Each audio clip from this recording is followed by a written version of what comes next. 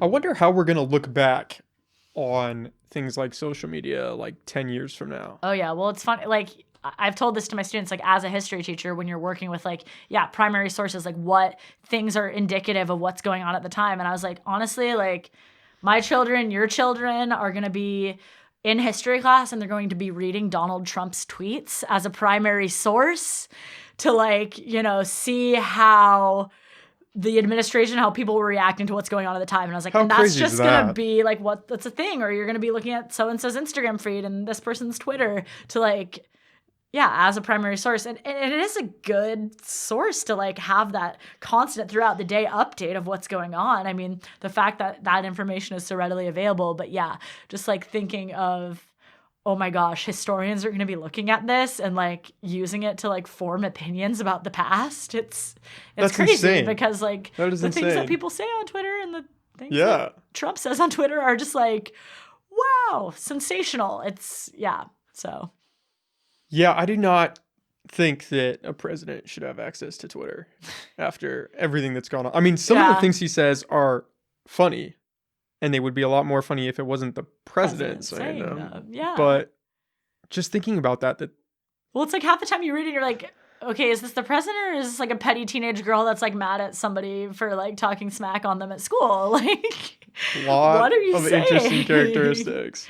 Yeah. But it's insane. I've never thought about that, but that's scarily true. Yeah. How accurate that is going to be. Yeah. That there's just going to be a book, probably just a book of it'll Trump's be published tweets. after his administration. You can buy the Trump Twitter book from And it's just gonna be 2016 screen to grabs. 2020. Oh my god. Or 2024. I don't know right now, but I mean, Him narrating in the background, just going over get each it on one. audiobook. Just have him reading all of them. Oh gosh, yeah, that's That's a scary thought. Yeah. But that's where we're going. Yeah. That's the direction, for better or worse, and I don't think we can stop it. I think that the cat is out of the bag now at this point. These social media companies have so much stake and control in what's happening in the world everywhere. I mean, all across the world, everybody has a Twitter, everybody has an Instagram. It doesn't matter what country you live in. It's far reaching. It's everything. Even homeless people have phones. They've got Twitter accounts, Instagrams. Oh yeah. Everybody is. I know. This has nothing to do with what we're talking about, but I just always remember this time I was with my mom and we were down in Southern California and there's this homeless guy and he was talking on his cell phone and like doing some stuff and pushing a shopping cart like full of everything. And my mom was just looking at him and he turns to her and he says, "What? You've never seen a homeless guy with a cell phone before?" Oh god. And me and my mom just couldn't stop laughing because and this was like probably like 10 years ago at this point. And so especially now, you see so many more. Everybody has a phone. Everybody has something in their pocket that they can connect with the world, connect with somebody with. So.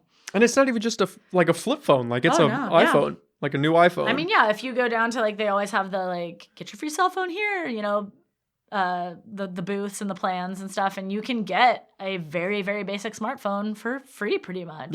Yeah. And so everybody has that information at your fingertips. It's weird. I don't think we as people are meant to be that connected to each other. To be able to just reach out at any time and touch any other person is kind of insane. It's